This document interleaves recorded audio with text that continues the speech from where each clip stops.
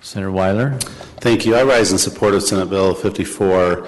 If for no other reason, there are a number of people in our society, due to their positions with a court or with a church, etc., sometimes the U.S. Postal Service, that are not inclined to register with a political party but want to have a voice in the primary. And I really like the fact that this bill will allow those people to show up and vote in a Republican primary, which in many areas of our state is the de facto election. And so that's one of the many reasons I support this bill. Senator Bramble. Thank you, Mr. President. First substitute, Senate Bill 54 is the bill that will actually provide greater opportunity for the citizens of the state of Utah to participate in the electoral process. By way of reminder, the genesis of Senate Bill 54 and the substitutes with the technical corrections was to provide a credible opportunity for more citizens to participate in the process. That's what was anticipated when the sponsors of the Count My Vote initiative came forward. They said, we would like to provide a mechanism for more people to participate. I think it's unfortunate that we've had, I've been getting some emails from folks that say, I want my vote to count, I want to be able to vote in a primary, I think everyone should be able to vote for any qualified candidate, therefore I support Count My Vote. Facts are such a pesky thing with politics. The facts are that Count My Vote keeps the primaries closed unless you're a member of the political party. That's the part. It allows the parties to continue that. What Count My Vote doesn't recognize is that Senate Bill 54, a party would have to open the primaries to allow unaffiliated voters the opportunity to vote in a primary. By definition, that gives a much greater opportunity than what this initiative pretends to do. Mr. President, I'd be happy to respond to any questions. Valentine, Van Tassel, Vickers, Weiler. Senator Weiler.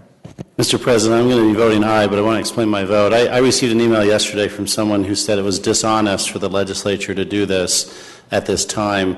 And I just want to state for the record, the state constitution says that we have to end our session on, I think it's March 13th.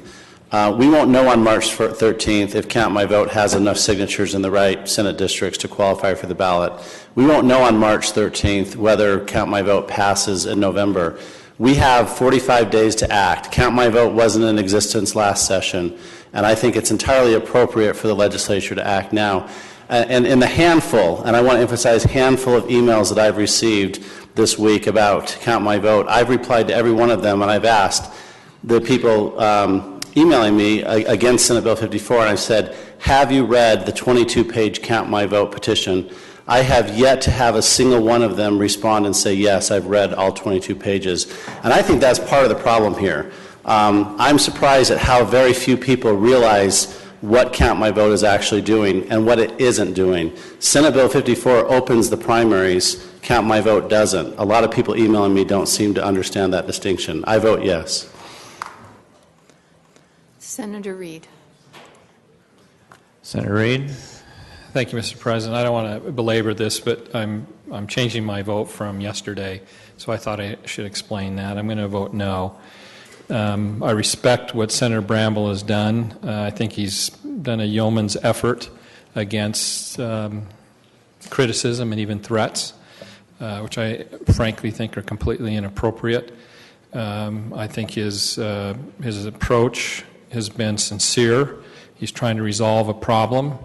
I think he even believes that it's inspired, and it may well be.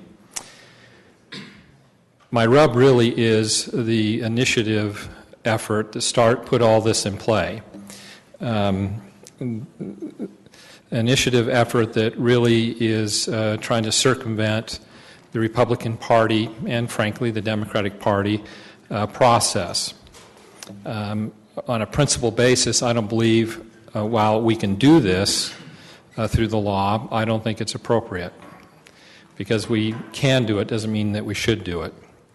And as I mentioned yesterday in my remarks, that should be left to the parties, and those who want to reform the party should do it through the party process, not with a bunch of people's money frankly, distorting the facts and just trying to deceive the public opinion around this issue.